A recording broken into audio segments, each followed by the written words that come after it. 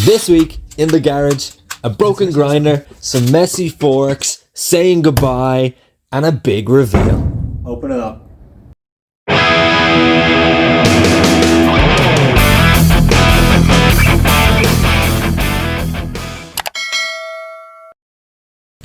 What's up, guys, and welcome back to the CB175 Desert Sled build series.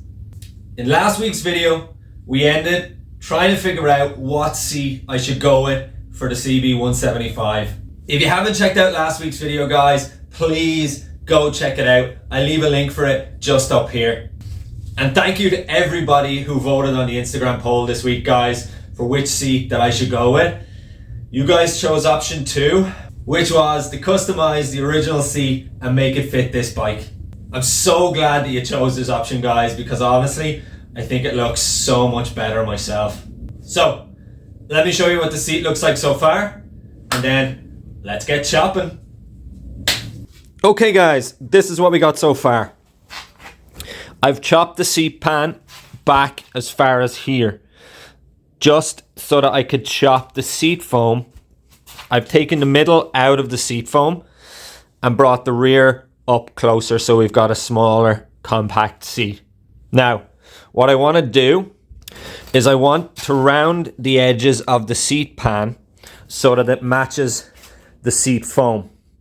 And I'm also going to remove the lip off of the seat pan because it's just, I don't want it dropping down. I want to be able to see the frame. And also then I want the seat foam to go with the shape of the tank. So we're actually going to drop the seat foam down a bit and then round it off. So we've a little bit of a lower profile seat. The pan, you can see the frame, it's flat. And then at the rear, it rounds off the pan with the seat foam. Now, that's all in theory. Let's just get chopping. Let's get stuck in, guys, and see what happens. Let's do it.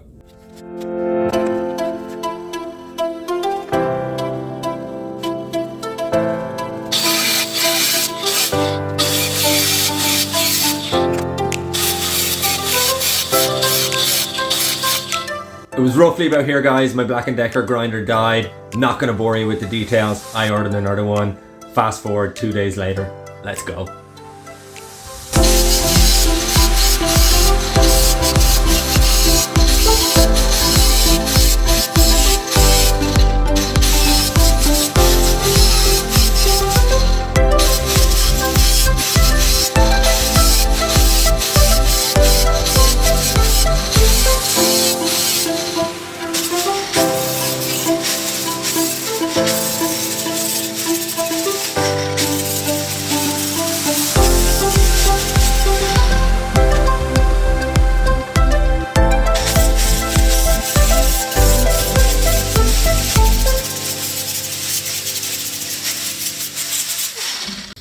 Alright, guys, so the seat pan is tidied up and I have it rounded off and it sits nicely into the lock bracket as well. So we have it on all, so it pops up nicely. So it fits beautifully. Now, I'm going to stick the foam on and see where we're at. With the foam back on and the rear of the foam sitting nicely flush on the seat pan, you can see that it's actually shortened the seat another maybe inch and a half. So I'm gonna have to chop this foam so it'll sit down nicely as well. So I'm gonna go ahead and do that.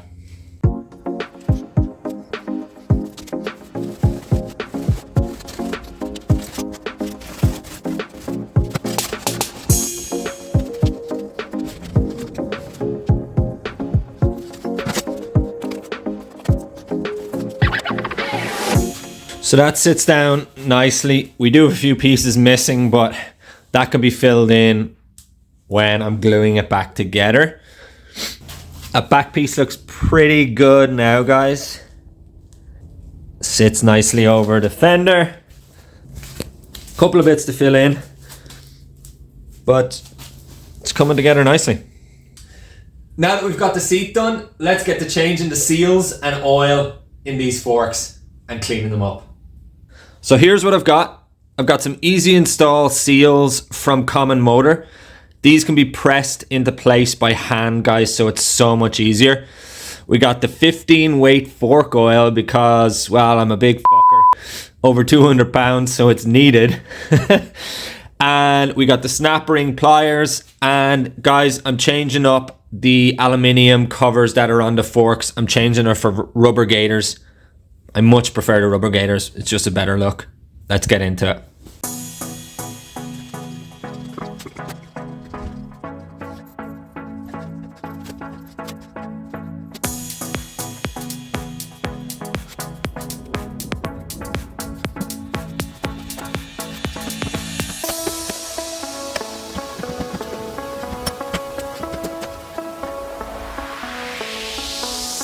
So fork is out, guys.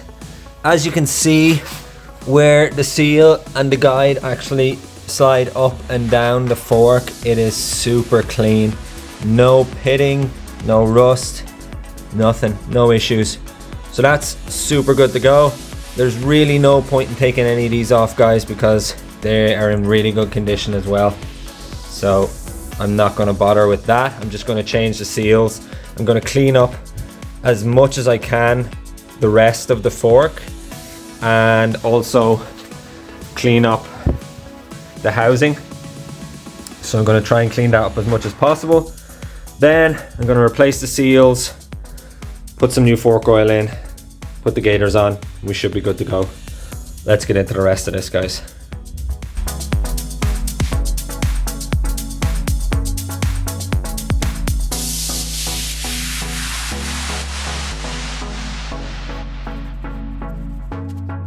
Okay, so everything is kind of cleaned up. The fork, I got it as clean as possible on top. I'm not overly worried. The surface rust is gone. I'm not overly worried about how it looks because it's going to be covered by the gaiter, but everything else is cleaned up. Now, this is the new seal and the washer. So these are the easy install. This is the old one. You can see it's got all gunk and dirt and it's not in the greatest of shape. So I'm going to go ahead and start reassembly. I'm going to put the new seal in and show you how to do that, and then we get the gaiters on and then fork oil.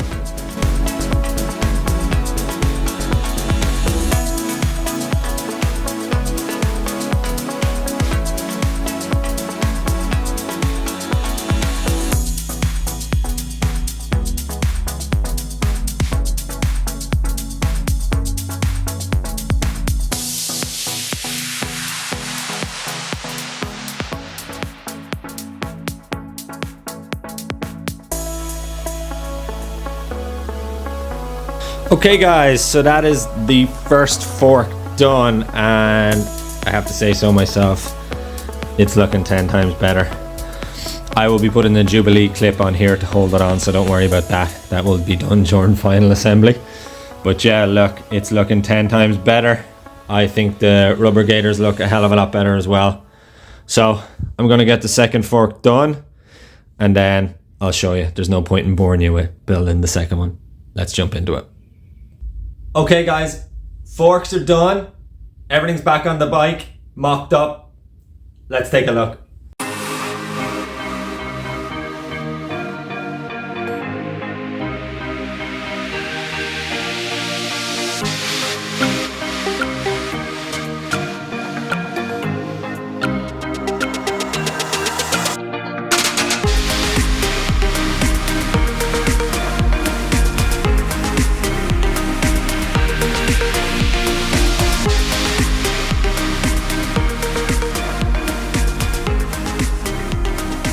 As promised guys, no better way to finish off today's video than revealing the next project bike.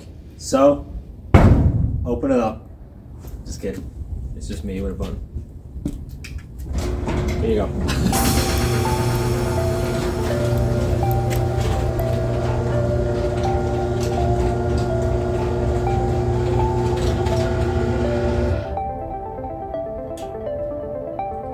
This is a 1999 Honda Shadow Aero 1100.